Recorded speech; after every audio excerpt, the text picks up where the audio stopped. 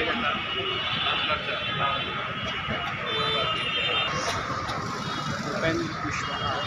Friends, मैं name Sandeep और आपको हम बता रहे हैं कि अभी हम हैं चांदनी चौक के अम्बेडकर जिसकी हनुमान जी के सामने यहाँ पे। और उपेंद्र कुशवाहा क्या है आइए आपको लाइव कैमरे से दिखाते हैं, बताते हैं कुछ के बारे में, दिखाते हैं उपेंद्र कुशवाहा जी को जो बिहार के मंत्री।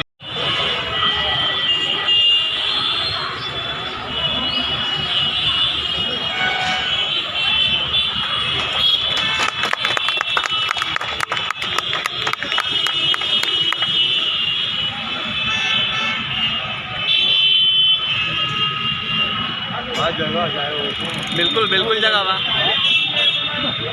बैठिए भैया, बैठिए आप लोग।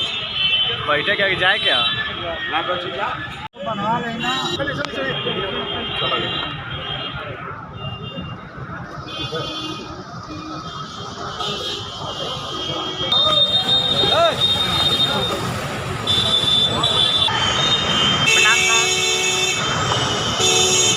बता दूं आपको कि उपेंद्र कुशवाहा जी